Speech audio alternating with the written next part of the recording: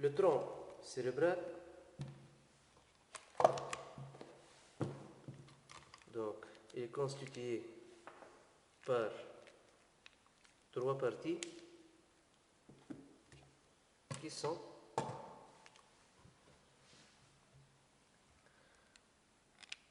le mésencéphale, métencéphale et myélencéphale.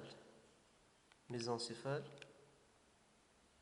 ici, qui est séparé du pont par le sillon ponto-mésencéphalique. Le pont qui est séparé de la moelle allongée, ou appelé aussi bulbe rachidien, par le sillon bulbo-pontique. Ici en avant, ce sont les corps mammillaires. En arrière, il y a les 2 colliculus supérieurs et les 2 colliculus inférieurs. Les colliculus supérieurs présentent des relais optiques, alors que les colliculus inférieurs présentent des relais auditifs. Au niveau du tronc cérébral, donc, il y a plusieurs noyaux, qu'on peut citer les noyaux cuniformes, les noyaux graciles, substance noire, le noyau rouge et les noyaux du nerf crânien. Les noyaux du nerf crânien sont en rapport ultime avec le 4e ventricule. C'est pour cela une atteinte à ce nerveux, par exemple l'accumulation de pus à ce niveau lors d'une méningite bactérienne, peut provoquer des atteintes et des lésions au niveau du noyau du nerf crânien.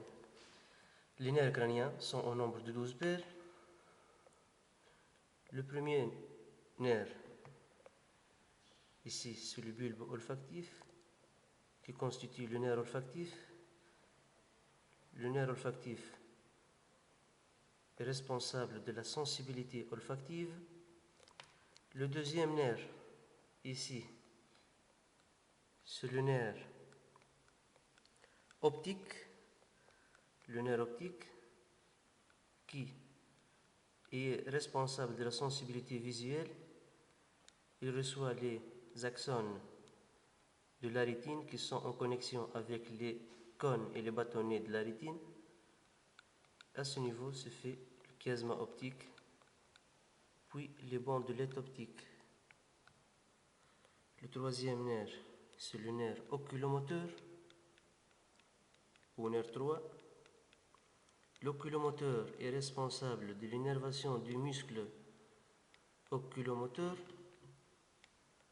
sauf 2 muscles qui sont le muscle oblique supérieur et le muscle droit latéral. Le muscle oblique supérieur est innervé par le 4e nerf qui est le nerf trochléaire, qui provient de la partie postérieure du mésencéphale et passe en avant. Le trochléaire innerve un seul muscle qui est le muscle oblique supérieur, et le muscle droit latéral est innervé par le nerf 6, ici qui est l'abducens, le 6. Le 5 qui est le trigémo, au nerf trigeminal, va donner 3 branches, 5.1, 5.2 et 5.3.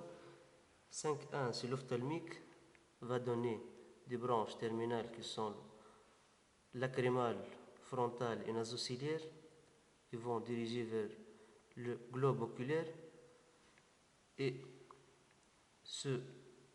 cette branche va être responsable de la sensibilité de la partie supérieure de la face. Une deuxième branche qui va donner, qui est 5.2, le maxillaire, qui est responsable de la partie moyenne de la face, sensibilité de la partie moyenne, et la troisième branche qui est la branche mandibulaire, qui est responsable de la sensibilité de la partie inférieure de la face et la motricité du muscle masticateur, qui sont les muscles ptérygoïdiens médial, ptérygoïdien latéral, le masséter et le temporal. Ici, c'est le 7e paire qui est le nerf facial. Le facial est responsable de la motricité du muscle de la face.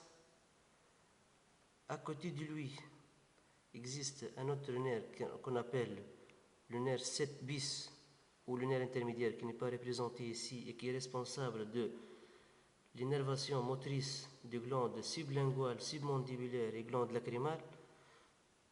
Ce nerf, c'est le nerf 8, qui est vestibulo-cochléaire, qui présente deux branches, branche vestibulaire et branche cochléaire. La branche vestibulaire est responsable de l'équilibration, alors que la branche cochléaire est responsable de l'audition.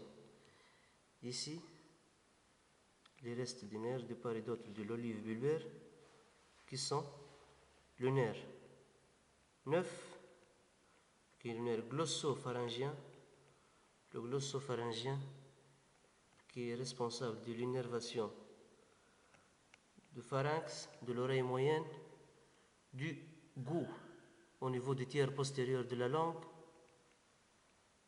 Ici, c'est le nerf 10 ou pneumogastrique ou nerf vague qui est responsable de l'innervation motrice et sensitive du cœur, poumon, palais, pharynx, larynx, trachée, les branches et les glandes du tube digestif.